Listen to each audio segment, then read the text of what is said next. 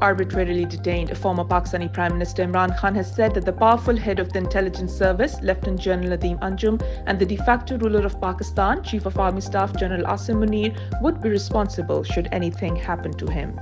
Officers responsible for Imran Khan's security at the Adiala jail were suddenly and mysteriously changed late Sunday night. 2 assassination attempts have taken place against Mr. Khan since his government was overthrown in a soft coup in April of 2022. He had named the deputy head of the intelligence service, Major General Faisal Nasir, as plotting the attack in which he was shot. Imran Khan and Bushra Bibi's politically motivated Al-Qadr trust case was once again postponed. The trial has been dragged by the regime-controlled Accountability Court to prolong Mr. Khan and his wife's incarceration as they've had their sentences suspended or attained bail in all of their other cases. Party spokesman on legal affairs Advocate Naeem Panjota has said no state witness has alleged any financial gain or impropriety on the part of Imran Khan or his wife. Mr. Khan has been in jail now for 387 days, while his wife has been in jail for 209 days. Amnesty International has called on Pakistan's military government to be transparent about internet disruptions and surveillance tech.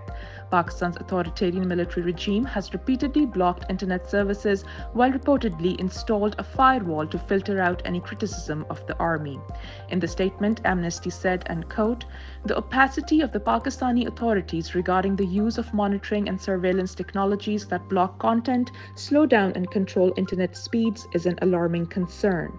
Time and again, the use of such technologies, including national firewalls, has proven to be incompatible with human rights," unquote. According to a NetBlocks estimate, Pakistan has had a $557 million impact because of the blockages. I'm afraid that thousands and millions of people are losing their jobs, and if it is not fixed, I'm afraid that this number would get higher and higher. Suspicion has fallen on the government and suspected attempts to install a firewall to control what people can and cannot access on the internet. Critics believe it's part of a wider attempt to stifle the influence of jailed former Prime Minister Imran Khan, whose party has successfully used social media to get around government controls. Terrorists in Baluchistan have killed almost 70 people in what is being seen as yet another intelligence failure by Pakistan's security forces. While Pakistan's intelligence services continue to focus on political engineering and hounding Imran Khan's political party activists, terrorist acts continue throughout the country. Al Jazeera reports on the Baluchistan attacks. Gunmen in Pakistan have killed dozens of people in a series of attacks in Baluchistan province. A separatist group called the Baluchistan Liberation Army has claimed responsibility. The worst attack was at a highway when migrant workers in trucks and buses were ordered out and shot dead.